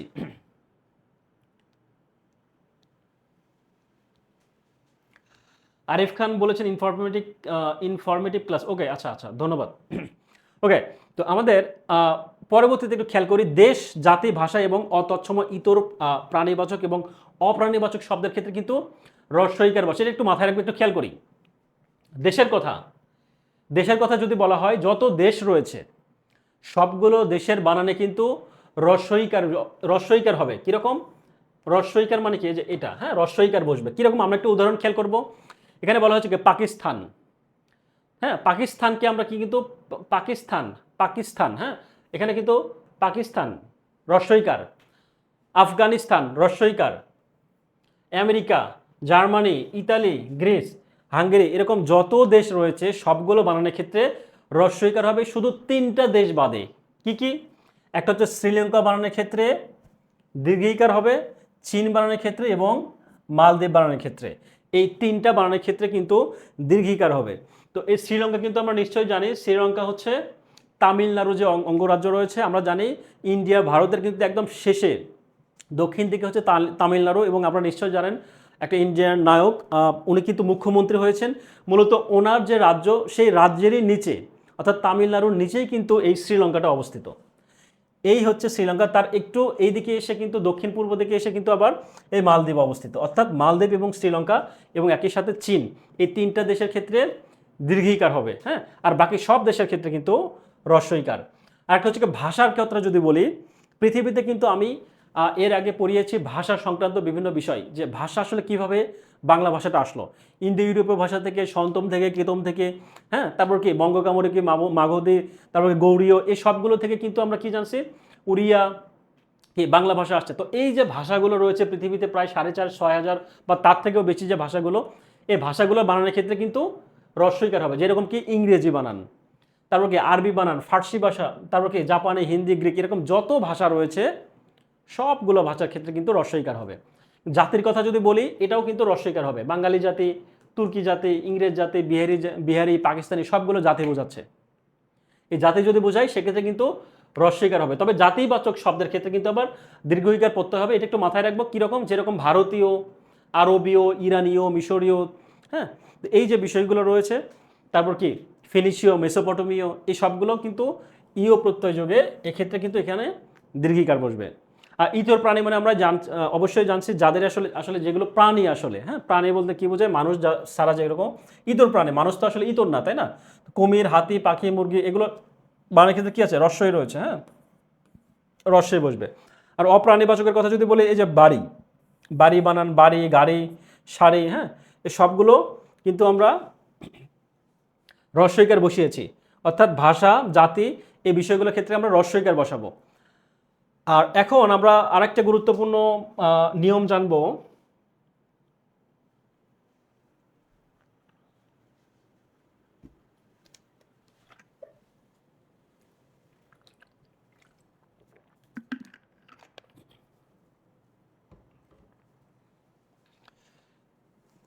এই নিয়মটা কি, যে বিদেশি শব্দের বানানে দীর্ঘিকার, জফলা, অনুচ্চারিত বফলার ব্যবহার বর্জন, মানে হবে না। কিরকম?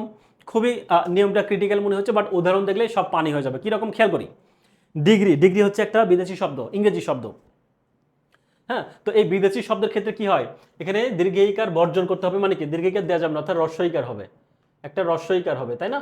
তাহলে বিদেশি শব্দ হচ্ছে ডিগ্রি থেকে ডিগ্রি। তারপর কি পাদ্রি, গায়বী, গজল, আবার একটা আমরা দীর্ঘইকারের নিয়ম জানা, আর কি উন্তুস্ত জ,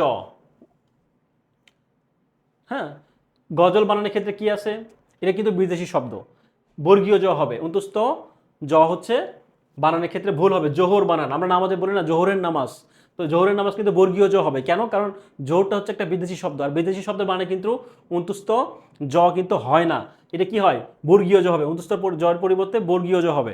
তারপর কি ইগল, ইগল হচ্ছে বিদেশি শব্দ, তার মানে কি এখানে ইগলটা রস্বইকার হবে, হ্যাঁ, রস্বইকার। এরকম দূরবীন, দূরবীন আমরা একটু আগে জেনেছি কি ফার্সি শব্দ, ফার্সি শব্দের জন্য কিন্তু দূরবীন বানানে কিন্তু রস্যকার বসছে এখানে, হ্যাঁ এটা একটু আমরা মাথায় রাখবো। আর বানান যেহেতু বিদেশি সেক্ষেত্রে কি বিন বানানটা রস্যইকার বসছে।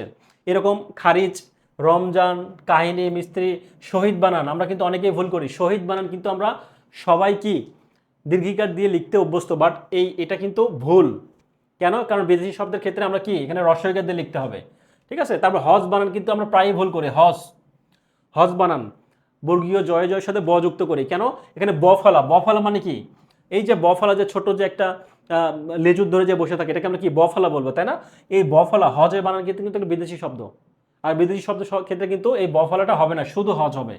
হ্যাঁ, তারপর জিন বানানের ক্ষেত্রেও সেম, একটু মাথায় রাখবো। তাহলে আমরা তিনটা বিষয় জানলাম, একটা হচ্ছে দীর্ঘিকার হবে না, কি হবে রস্যইকার হবে।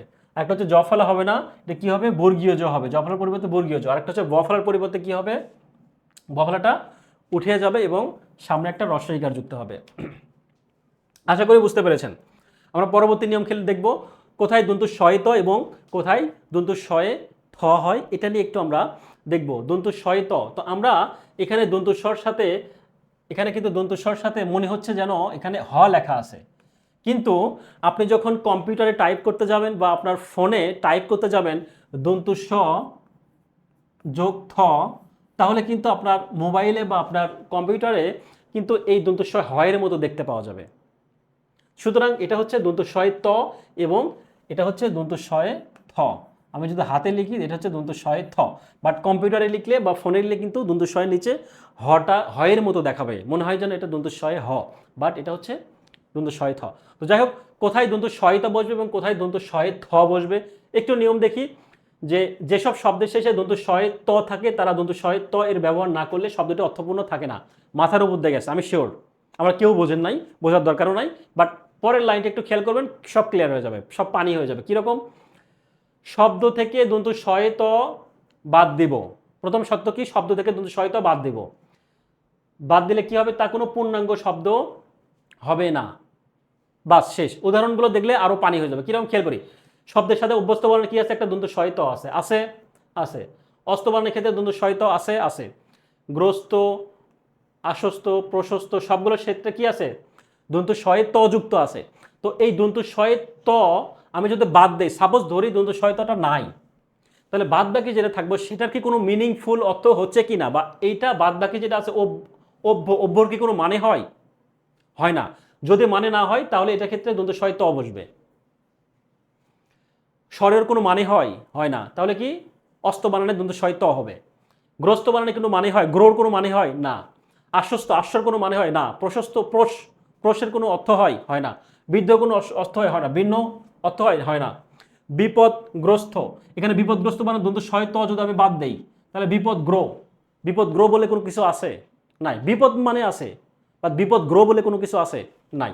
তার মানে কি আমি যদি দন্তু শয়ে ত যুক্ত যেই শব্দগুলো, যে বর্ণগুলোকে আমি বাদ দেই, দন্তু শয়ে ত বাদ দেওয়ার পরে যদি অর্থ না থাকে সেক্ষেত্রে দন্তু শয়ে ত যুক্ত হবে।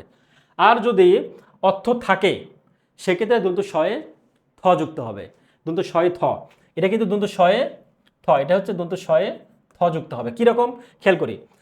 অন্তস্থ দন্তু শয়ে থ, গৃহস্থ সবগুলোর শেষে কিন্তু দন্তু শয়ে থ আছে। এখন এই দন্তু শয়ে থ বাদ দিলে কোনো অর্থ কি প্রকাশ পায়? খেয়াল করি তো। অন্ত মানে কি? অর্থ প্রকাশ পায় না। অন্ত মানে কি? শেষ, আছে না? গৃহ মানে কি? ঘর। নিকট মানে কি? নিকটস্থ মানে কি? নিকট মানে কি? কাছে। মনস্থ মানে কি? মন। তারপর মুখস্থ, সমাধিস্থ, কণ্ঠস্থ, ঠোঁটস্থ। তারপর কি? সুস্থ। দুস্থ মানে কি? দু মানে কি? খারাপ। সু মানে কি? ভালো, তাই না? এখানে শয় হয়। দু মানে কি? খারাপ। সু মানে হচ্ছে ভালো। সুস্থ, অসুস্থ। অসু মানে কি? অসু মানে হচ্ছে প্রাণ। আমি যদি অসুস্থ দন্ত শয় থ বাদ দেই, অসু শব্দের অর্থ হচ্ছে প্রাণ। তার মানে কি? যন্ত্রস্থ, তার মানে একটা কি যন্ত্র থাকতেছে না। অর্থাৎ মরাল অফ দ্য স্টোরি সামারি যদি আমি বলি যে দন্ত শয়ে ত বা দন্ত শয়ে থ যেটাই আমরা বলি, এটা যদি বাদ দিয়ে যদি কোনো মিনিংফুল অর্থ প্রকাশ পায় সেক্ষেত্রে দন্ত শয়ে থ, আর যদি অর্থ প্রকাশ না পায় সেক্ষেত্রে দন্ত শয়ে ত। ক্লিয়ার? একটু ব্যতিক্রম শুধু এক জায়গায় আছে, সেটা হচ্ছে কি বিশ্বস্ত। এখানে কিন্তু আমরা নিয়ম জেনেছি বিশ্বস্তর ক্ষেত্রে কি একটা দন্ত শয়ে থ হওয়ার কথা। কেন? কারণ কি আমরা নিয়ম যে দন্ত শয়ে থ বাদ দিয়ে যদি পূর্বের যেই শব্দ থাকবে এটা যদি মিনিংফুল হয়, তাহলে বিশ্ব মানে কি? বিশ্ব মানে বিশ্ব, আমরা কিন্তু মিনিংফুল অর্থ হচ্ছে, তাহলে সেক্ষেত্রে কিন্তু দন্ত সয় থ হওয়ার কথা ছিল, কিন্তু এটা হয়নি, এটা হচ্ছে ব্যতিক্রম নিয়ম।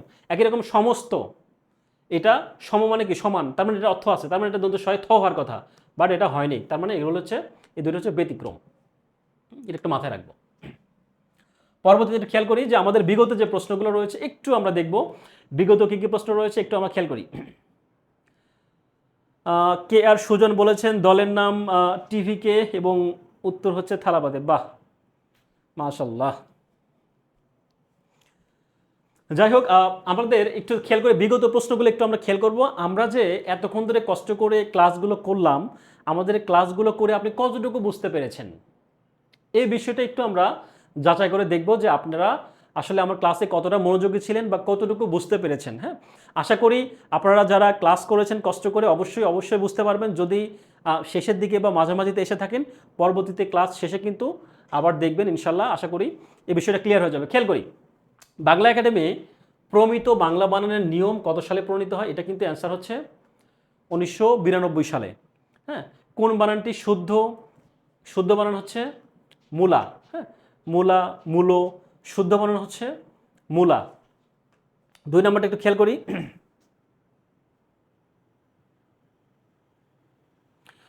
আরিফ খান লিখেছেন কিছু কিছু পেজের শিক্ষকদের এই প্ল্যাটফর্মে ক্লাস করা উচিত, এত সুন্দর করে বোঝায়, লং টাইম ক্লাসেও পড়ার বাইরে কোনো আজারের কথা নাই। ওকে, অনেক অনেক ধন্যবাদ। আমাদের এত কষ্ট করার উদ্দেশ্য শুধু একটাই, যাতে করে আপনারা যেন আপনাদের প্রস্তুতিটাকে কিন্তু আরও যেন এক ধাপ এগিয়ে নিতে পারেন, অনেক ভালো যেন প্রস্তুতি হয়, জাস্ট এটার জন্য কিন্তু আমাদের এই কষ্টগুলো করে ক্লাসগুলো নেওয়া। খেয়াল করি, শুদ্ধ বানানের গুচ্ছ কোনটি, এটা হচ্ছে ক নাম্বারটা, শিরোচ্ছেদ, দরিদ্রতা, সমীচীন। এটা কিন্তু পরীক্ষায় খুবই আসে, আলাদাভাবেও কিন্তু পরীক্ষায় এসে থাকে যে সমীচীন বানানটা আসলে কেমন, দরিদ্রতা, শিরোচ্ছেদ, এই সবগুলো বানানে কিন্তু পরীক্ষার জন্য খুবই গুরুত্বপূর্ণ। ইন্ডিভিজুয়াল অর্থাৎ সিঙ্গেল সিঙ্গেল করেও কিন্তু পরীক্ষায় অনেকবার চলে আসছে। হ্যাঁ, আর মুমূর্ষু বানানের ক্ষেত্রে কি, এই যে রস্যৌকার আর দীর্ঘৌকারের যে সরাসরি, এটা খুবই ক্রিটিক্যাল। আমরা জাস্ট একটু মাথায় রাখবো, সেটা হচ্ছে কি যে 1 2 1, অর্থাৎ 121, 121 একতে হচ্ছে ময় রস্য, 2তে হচ্ছে দুর্ঘৌ এবং 3তে হচ্ছে আবার রস্য, অর্থাৎ 121 যদি থাকে, খেয়াল করে দেখুন কোনোটাতে কিন্তু 121 নাই। হ্যাঁ, 121 যদি থাকে তাহলে সেটাকে আমরা এই মুমূর্ষু বানানের ক্ষেত্রে দেবো, অর্থাৎ গ নাম্বারটা অ্যান্সার। পরবর্তীতে খেয়াল করি যে ভুল বানান কোনটি, ভুল বানান কোনটি। হ্যাঁ, আমি কিন্তু এটা পড়িয়েছি একটু আগে, যে যদি মাটির সাথে সম্পৃক্ত থাকে সেক্ষেত্রে কি, মাটির সাথে সম্পৃক্ত যদি থাকে তাহলে সেই ক্ষেত্রে হচ্ছে ভয়ের সাথে দীর্ঘৌকার, আর যদি সম্পৃক্ত না থাকে সেক্ষেত্রে হচ্ছে হ্রস্বকার হবে, অর্থাৎ এখানে মাটির সাথে সম্পৃক্ত না, ভুবন। তার মানে এখানে কি বলছে, ভুল বানান কোনটি, এখানে ভুল বানানটি হচ্ছে ভুবন। শুদ্ধ বানান কোনটি, খুবই গুরুত্বপূর্ণ, পরীক্ষা কিন্তু আসে, এটা অ্যান্সার হচ্ছে কোনটি, সাহিত্য শাসন, ঘ নাম্বারটা অ্যান্সার।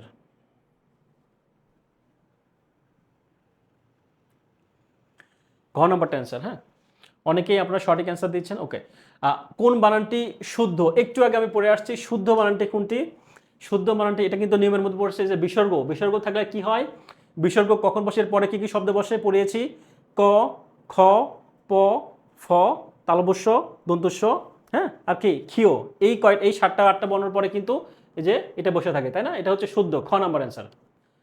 কোন বানানটি শুদ্ধ, খেয়াল করি, এই যে এটা কিন্তু পরীক্ষায় খুবই গুরুত্বপূর্ণ এবং পরীক্ষায় কিন্তু প্রায়ই আসে। হ্যাঁ, প্রায়ই আসে। খেয়াল করি, পুরস্কার বানান, পুরস্কার এটা কেন হবে না, কারণ পুরো এখানে একটা স্বরেও আছে, স্বরেও যদি থাকে কি, স্বরেও বা স্বরেয়া থাকলে কি হয়, স্বরেও বা স্বরেয়া থাকলে সেটা হচ্ছে দন্ত স হয়, বাট এখানে দন্ত স যুক্ত হবে, বাট এখানে কি আছে মূর্ধন্য স, তার মানে এটা ভুল।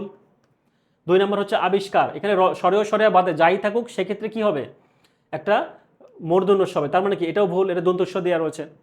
সময় উপযোগী বানানটা হচ্ছে সময়ের ক্ষেত্রে অন্তুস্থ অয়ের সাথে ওকার হবে, আর পটা এরকমই হবে। হ্যাঁ, সিঙ্গেল হবে। সময় উপযোগী বানান, যোগী বানানটা হচ্ছে রস্বইকার। তাহলে অ্যান্সার, সঠিক অ্যান্সার পেলাম হচ্ছে আমরা ঘ নম্বরটা। পরেরটা একটু খেয়াল করি, পুরস্কার বিতরণী অনুষ্ঠানে পরিবেশ এত অপরিষ্কার, বাক্যটি নিম্নরূপ পদে মূর্ধন্যস্ব কোনটি, অর্থাৎ পুরস্কার এবং অপরিষ্কার এই দুটি শব্দে আসলে মূর্ধন্যস্ব এবং দন্তস্ব ব্যবহার কি, একটু আগে কিন্তু আমরা জেনে আসছি, পুরস্কার বানানে কি হবে, মূর্ধন্যস্বয় হবে না, কেন হবে না, দন্তস্বয় ক হবে, কেন, স্বরেও আছে, ঠিক একই রকম পরিষ্কার বানানে কি হবে, রস্বই আছে, অর্থাৎ এখানে রস্বই থাকলে মূর্ধন্য ষ, অর্থাৎ দুইটাই কিন্তু ভুল এখানে, অর্থাৎ প্রথমটি ভুল, দ্বিতীয়টি শুদ্ধ, অর্থাৎ খ নাম্বার সঠিক অ্যান্সার। তারপর কি কোনটি শুদ্ধ বানান? শুদ্ধ বানান, আকাঙ্ক্ষা বানান, এই যে আমি কিন্তু এই বানানটি শিখিয়েছি, অর্থাৎ অনুস্বার এবং উঁর বানান, অনুস্বার এবং উ, হ্যাঁ, এই দুইটা কখন বসবে? প্রথমে আমরা জেনেছি শুধু সিঙ্গেলভাবে বসবে, তারপরে কি যদি স্বর বসে সেক্ষেত্রে বসবে, আরেকটা কি, আরেকটা হচ্ছে যদি এই এর সাথে যদি অনুস্বরের সাথে যদি কি হয়, ক বর্গের বর্ণ যেগুলো আছে কি ক খ গ ঘ, আরেকটা হচ্ছে ক্ষিয়, এই ক্ষিয়গুলো যদি থাকে সেক্ষেত্রে অনুস্বার হবে, সেক্ষেত্রে কি হবে, উ হবে। আর যদি সন্ধিবদ্ধ শব্দ হয় সেক্ষেত্রে উটা না হয়ে অনুস্বার হবে। অর্থাৎ এখানে আকাঙ্ক্ষা কি সন্ধিবদ্ধ?